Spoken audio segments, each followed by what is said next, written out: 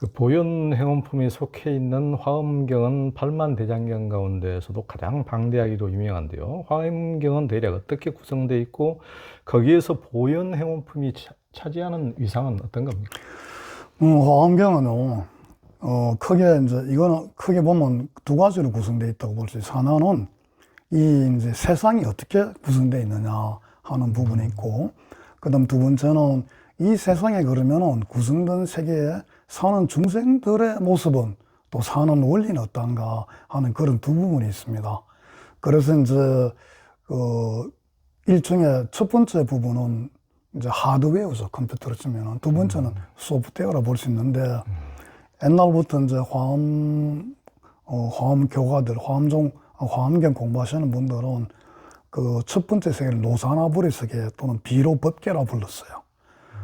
그리고 이제 두 번째가 그 보현행해라고, 보현의 행이 물결치는 바다로 불렀거든요. 근데 이제 기존의 화엄경의 화엄종 학자들의 문제점은 뭐냐면은 법계 따로 있고 보현행해가 따로 있는 걸로 이야기했죠. 그래서 이 두 개가 하나가 되지 못하고 비로법계를 먼저 깨닫고 그 다음에 이제 보현행해로 가자 이렇게 한 거예요. 그러니까 우리가 흔히 아시는 뭐 법계연기, 사법계라는 이야기라든가 뭐 시편문 이런 화엄의 주요 사상들이 뭐 성기사상이 전부 법계가 어떻게 나오느냐 하는 그 법계의 모습, 비로법계의 뭐 이론을 설명한 거예요. 그러면 거기서 우리 중생들은 어떤 삶을 가지고 어떤 생각을 해서 살았냐 이게 나와야 되는데 공부가 거기서 딱 끝난 겁니다. 그래서 지금까지도 일본이 화엄학이 제일 많이 발전되어 있는데 지금까지도 중국 화엄종의 화엄학 수준에서 못 벗어나고 있고 그거를 요새 이제 학자들이 이래서는 안 된다는 이야기를 제가 본 적이 있습니다. 근데 이 화엄 세계는요, 우리가 그렇지 않습니까? 식당 아무리 훌륭하게 지어놓으면 뭐합니까? 손님이 없으면. 그죠? 예. 아무리 궁궐이, 호텔이 화려해도요, 그 사람이 없으면 아무 소용이 없어요. 법계가 아무리 훌륭하다 해도, 법계가 나타나는 이치가 아무리 기묘하고 오묘하다 해도, 거기에 중생이 없으면 아무 소용이 없습니다. 중생이 서로 싸우고 주고받고 해서 다 전멸해버리면은, 이 지구가 남아있는 사람들, 이런, 오늘과 같은 이런 푸른 행성이 되겠습니까? 안 되죠. 근데 이 중생의 세계는 실천의 세계입니다. 행의 세계예요. 그래서 행이 보현행원에서는 굉장히 강조가 되는데, 애석하게도 다들 보현행원도 무리로 이해하지 법계 연기하는 식으로 지금까지 실천하는 분들은 제가 볼 때 우리 광자덕자 큰 손이 매일 못 뵌 것 같아요. 그렇습니다. 또 실천하시는 분도 많이 계시죠? 계시는데. 근데 보현행원인지 모르고도 하세요. 이게 예. 굉장히 중요한 차이입니다. 보현행원 그 깨달으면 다 나오는데, 나도 보현행원하고 사람 많은데 실제로 무지하게 많습니다. 그러나 실제로 볼 때요, 그거는 전부 깨지 못한 구설이에요.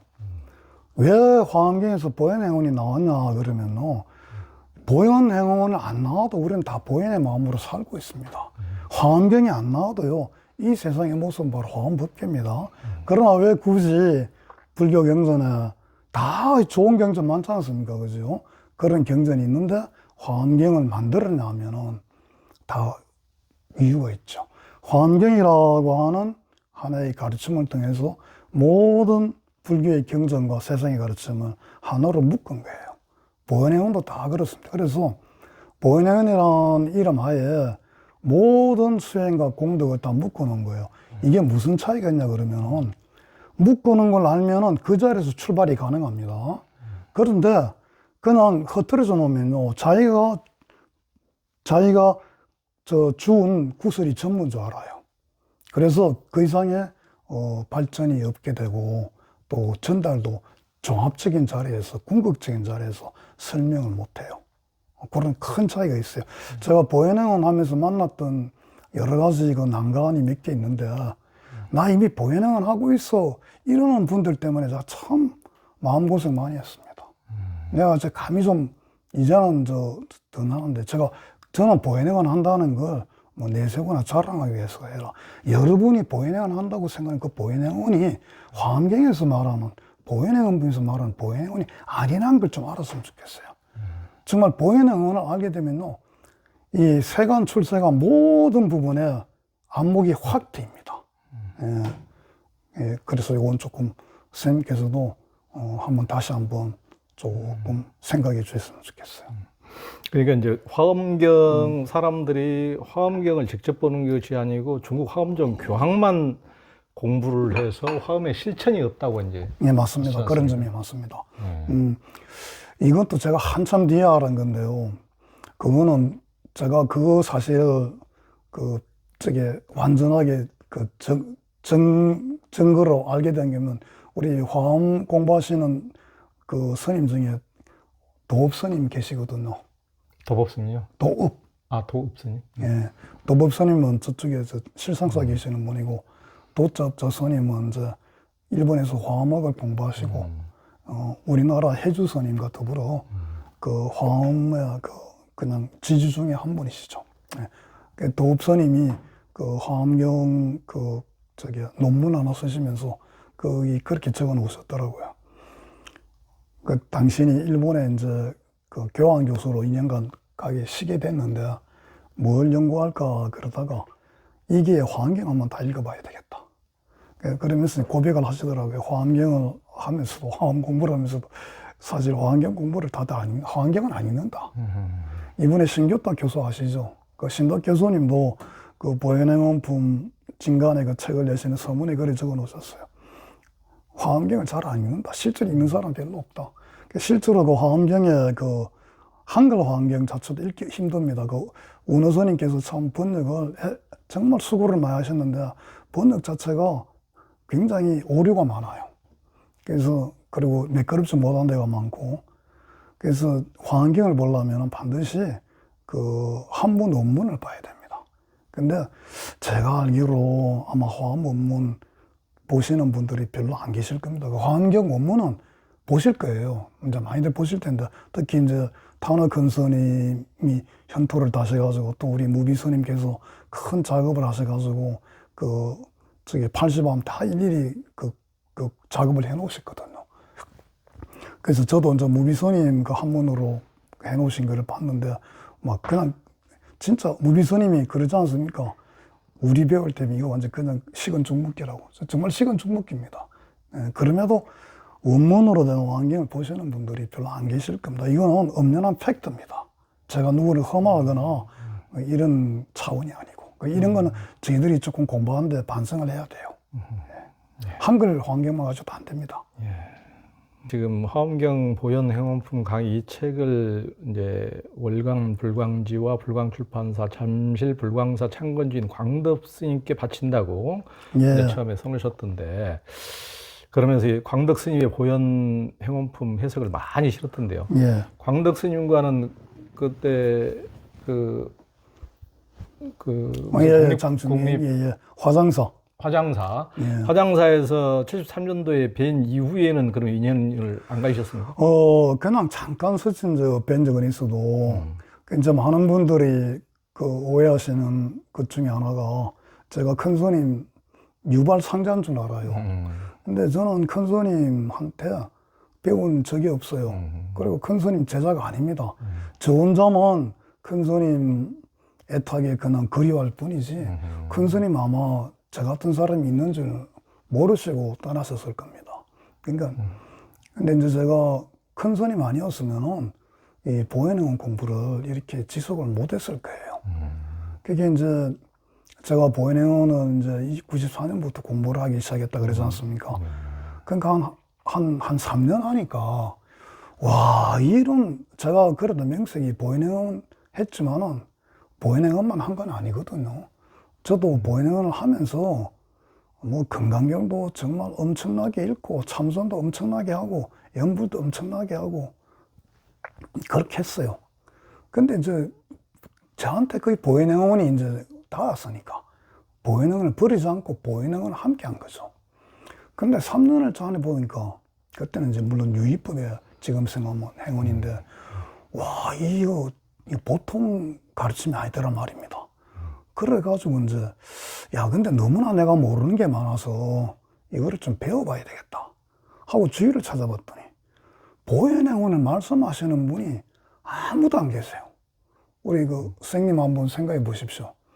90년 후, 2000년 이후에 보현행원품 강의하시는 분은 좀 나타나셨지만 2000년 될 때까지 90년 말까지 보현행원품 강의책 내신 분 누가 있습니까? 딱 두 분 있습니다. 두 분. 우리 한 분은 우리 큰 스님, 그건 본래부터 68년도에 내셨으니까 빼고 그 서울대 출신 스님 계신데 또 이름 뭡니까 까먹었네. 그다음 지금 화란 스님으로 계시는 그 한기섭 법사님, 그분이 있는 책 두 권밖에 없었어요. 근데 그 책 가지고 공부를 하는데 도무지 그 이론의 내용만 있어가지고 제가 공부가 안 돼서 보현행을 좀 공부해야 되겠다, 이래가 안 되겠다 해가지고 보니까 아무도 안 계세요. 스님도 안 계시고 학자도 없고. 그럼 그때 제가 이제 굉장히 제가 막 의심이 들기 시작하고 그냥 불안해진 겁니다. 왜냐하면은 아니 보현행원이 보면 이렇게 참 좋은데 또 그리고 옛날부터 보현행원이 이렇게 좋다고 많이 하는데 진짜로 이게 보현행원이 진짜라면 당연히 우리 주위에 보현행원을 설명하시는 그런 스승님들이 많아야 될 거 아니겠습니까? 근데 아무도 안 계신단 말입니다. 그러니까 내가 혹시 잘못된 길을 가고 있는 거 아닌가? 나 이제 완전 흩집는 거 아닙니까? 그 불안이 오죠. 그래가 이제 한동안 불안했어요. 불안했는데 어느 날 이제 잠실에 계시는 제 어머님 뵈러 갔더니 어머님이 이제 불광사를 이제 가끔 다녀오시면서 거기 이제 불광 잡지를 한 권씩 얻어오신 게 있는데 거기 이제 보니까 큰 스님께서 보현행원을 말씀하고 계시더라고요. 그리고 보현행자의 서원이라는 것도 말씀하시고. 그래서 다른 데서는 제가 일체 한 번도 보지 못한 보현행이라는 글자를 거기서 본 거예요. 그러자 이제 옛날에 큰 스님 뵌 기억이 난 거죠. 그리고 그렇게 얼굴이 맑으시고 밝으시고 그런 큰 스님이 보현행원을 말씀하신다면은 내가 이 공부가 헛된 공부가 아니겠구나. 난 더 이상 의심할 필요가 없겠구나. 거기서 아주 확신이 있었습니다. 그다음부터는 뭐 누가 뭐라 그래도. 제가 보현행원 하면은 진짜 왕따 많이 당합니다. 불교계에서도 왕따 당합니다. 제가요, 우리나라 화엄경의 화엄은 실천이 없어요. 이러면요, 무슨 소리냐고, 지금 우리나라 불교의 모든 의례나 이런 데 다 개송으로 들어가 있고, 그리고 당신이 무슨 제가 거서가 뭘 안다고, 보현행이 없다고 그런 소리를 함부로 하느냐, 이런 식으로. 이제 엄청 두드려 맞았습니다. 그래서, 그런데 이제는 좀 두드려 맞더라도 좀 이제 이야기는 덜 해야 되겠다는 생각에서 이제 용기를 내가지고 이렇게 떠드는 겁니다. 네, 잘하셨습니다. 광덕 스님께서는 이제 행원을 생명 그 자체라고 해결을 하셨고, 이제 해석을 하셨고, 이종인 원장님께서는 이걸 보시고 전율이 있는 것을 느꼈다고 하셨는데. 네, 맞습니다.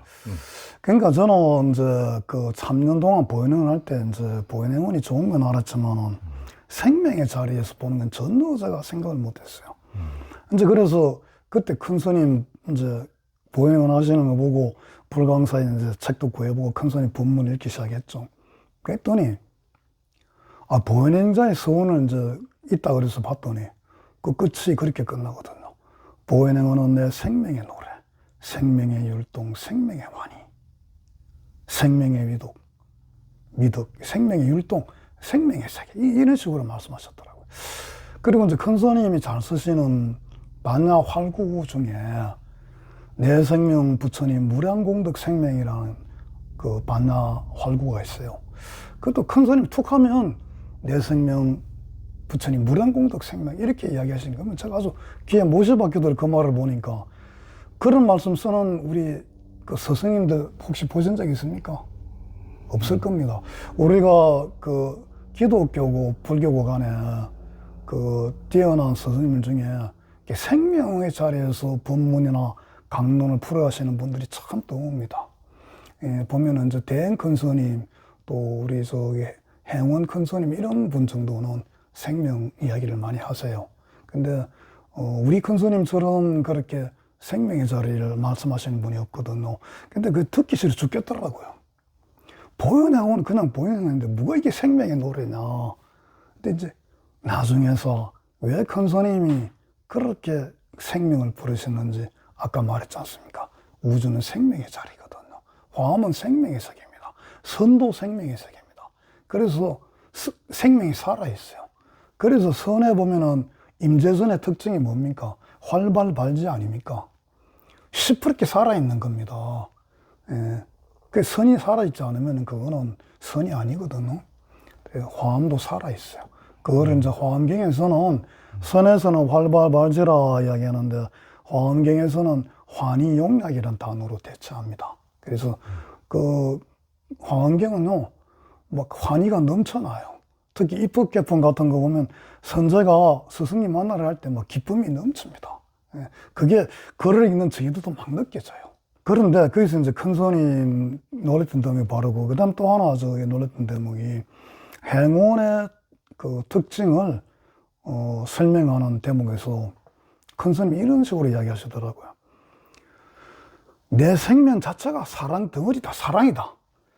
우리가 누구를 사랑하는 것은 어떤 사랑을 배워서, 사랑을 닦아서, 사랑이 옳은 거니까. 그런 거니까 내가 남을 사랑하는 게 아니다. 우리 마음 자체가 내 사랑 덩어리야. 사랑 안 하고는 못 비기는 사랑 덩어리야. 내가 자비행을 하는 거는 중생에게 환희를, 연민심을 느끼는 거는 내가 자비 명상을 닦거나 자비행을 닦아서 깨쳐서 중생이 모두 일체 동근이니까 무슨 자비심이 일어난 게 아니고, 우리 그 이 자체가 바로 자비 덩어리라 이겁니다. 자비가 우리 생명의 본질이라 이겁니다. 그래서 우리가 마침 노래를 들으시면요, 선생님 그 슬픈 노래 가락을 들으시면 슬픔이 솟습니까? 기쁨이 솟습니까? 슬프죠. 근데 그 슬픈 노래를 한번 분석해 보세요. 가락은요, 도레미파솔라시도 해봐야 슬픔이 없어요.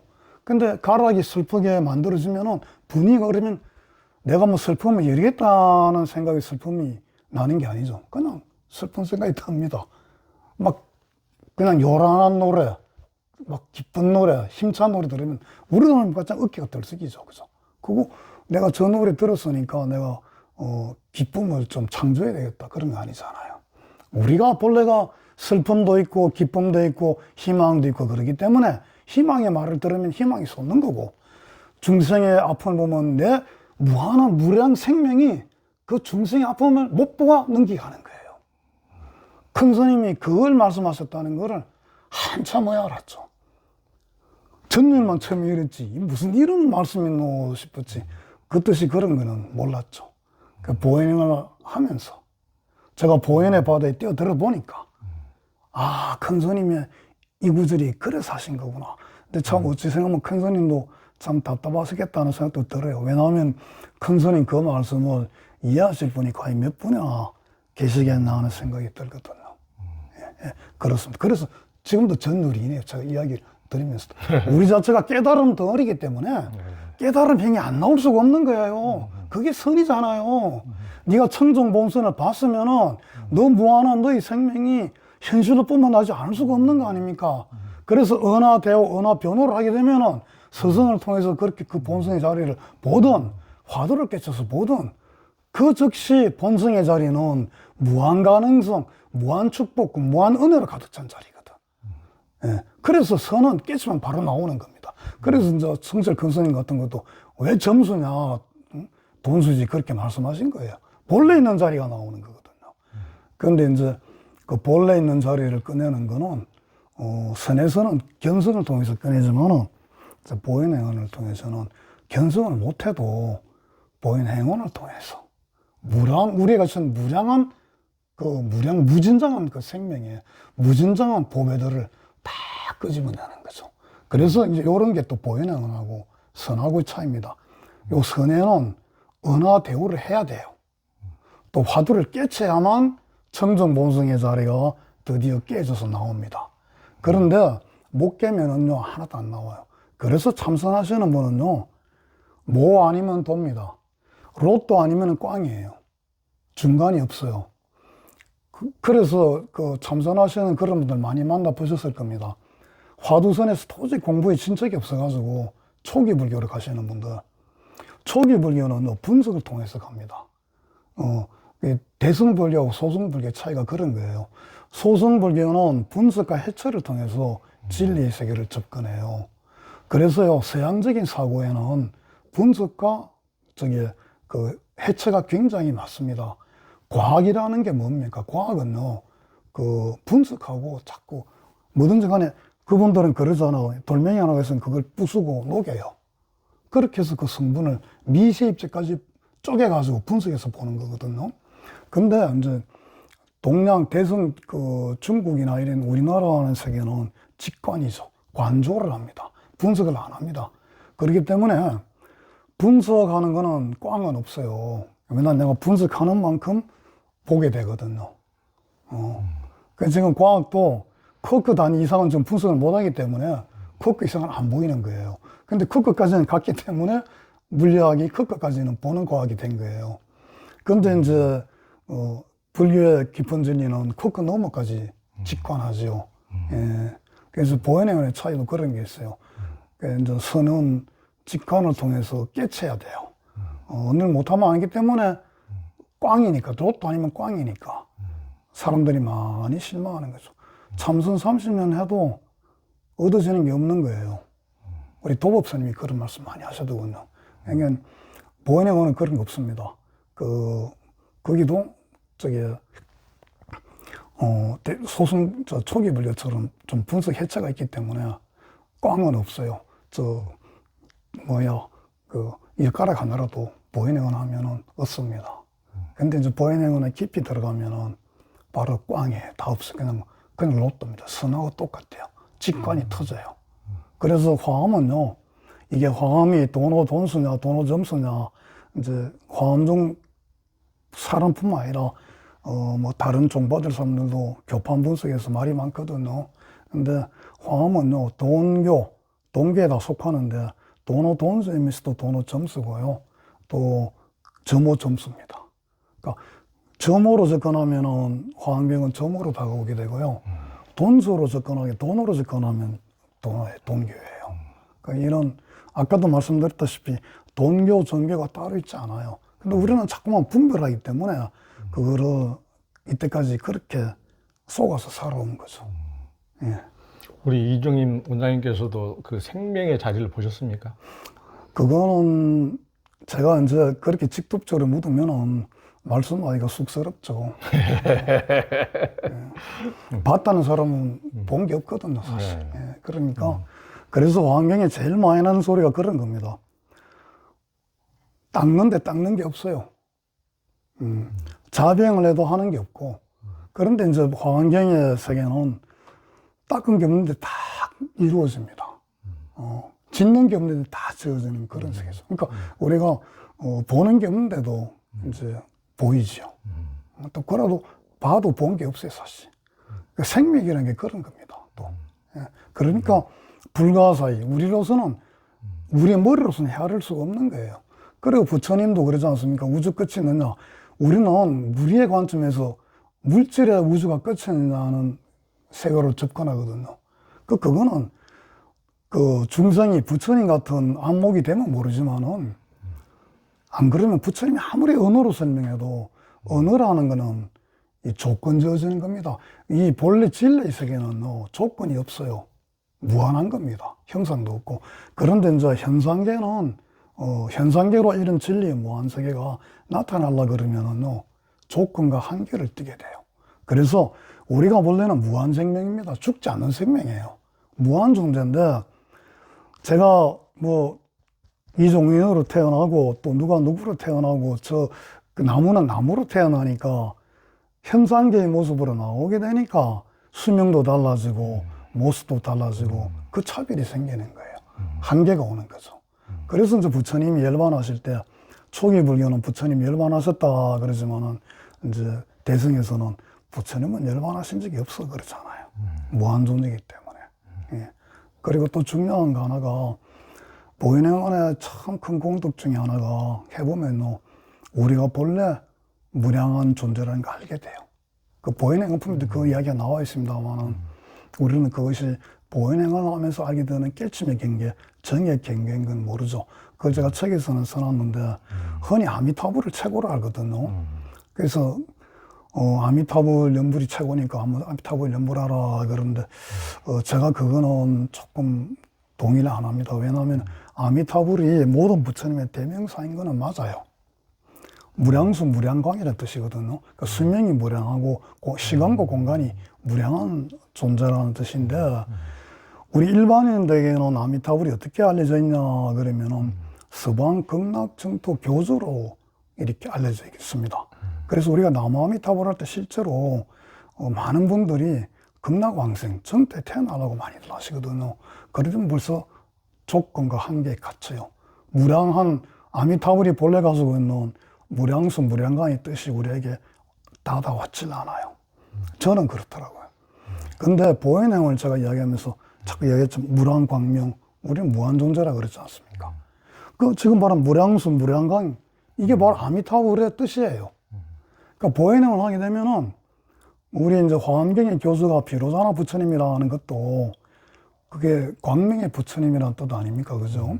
그러니까 이 바로 아미타불하고 비슷하죠. 그리고 우리가 또 잊어서는 안 되는 게 화엄경의 흔히 교수가 비로자나불이다 이야기를 하는데 화엄경에서 비로자나불 또는 노사나불이라는 부처님 이름이 나오는 거는 정말 얼마 안 됩니다.